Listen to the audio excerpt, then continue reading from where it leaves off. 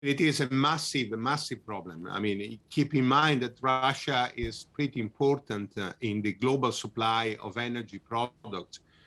Russia accounts for 11% of global oil production, accounts for 19% of gas production, and accounts for 17% of solid fuel.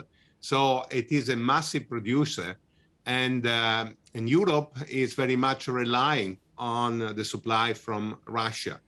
Now, I think the shock will be massive. It's not only on prices, which in my view are here to stay high, probably not higher, but high for a prolonged period of time. But it's also a matter of rationing. If for whatever reason, due to sanctions or due to decision by Russia to close the taps or so forth, I think there will be issue in terms of security of supply.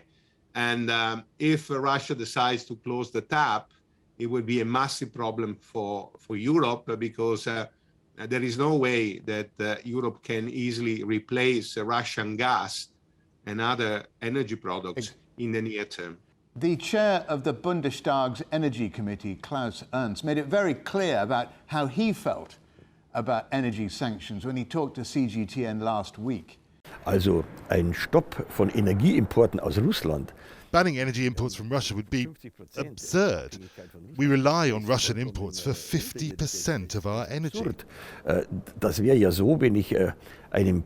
It would be like trying to attack someone else and punching yourself in the face. Lorenzo, is that how you feel about it?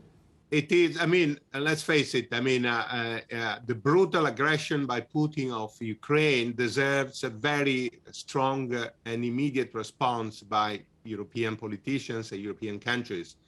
But we have to be very careful, because the damage, the economic damage for Europe might be more pronounced than for Russia.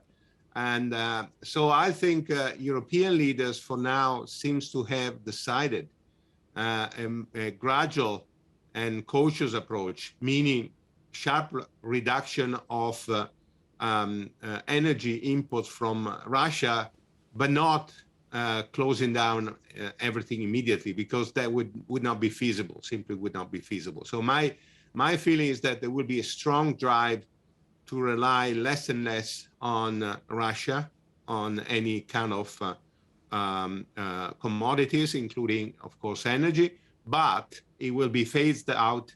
It will be phased in, this process, over a number of years, probably.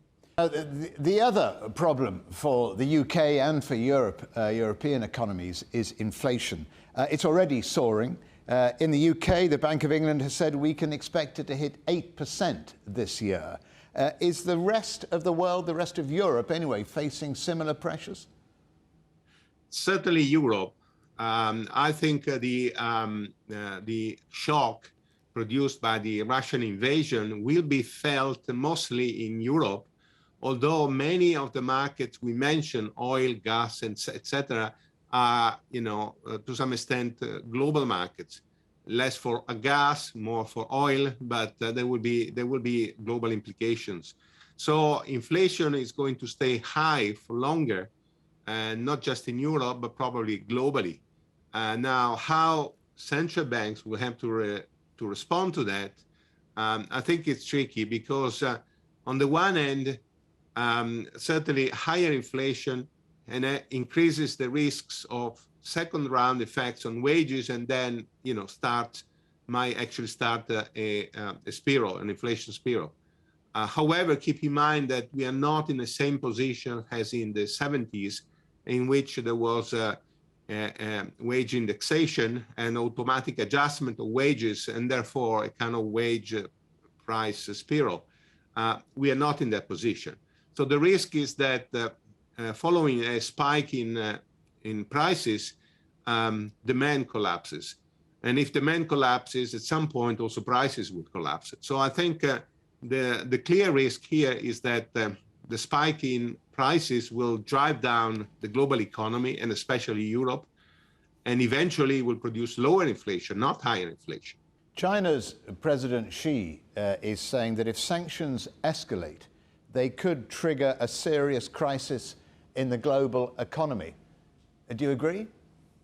I think he's right. And he's not the only one to say that, because nobody wants sanctions. I mean, sanctions is really an economic weapon which can only be used in extreme situations like the current one. Sanctions are not good for the world economy. They reduce globalization, which has been the phenomena that has helped also the rise of China over the past few decades. And it's not good for the global economy as well, for the advanced economies. At one time in British history, we had what was called a winter of discontent with huge economic problems. Does Europe face a summer of discontent now with disrupted supply lines, inflation, energy problems? What's your outlook for Europe leading up to the autumn?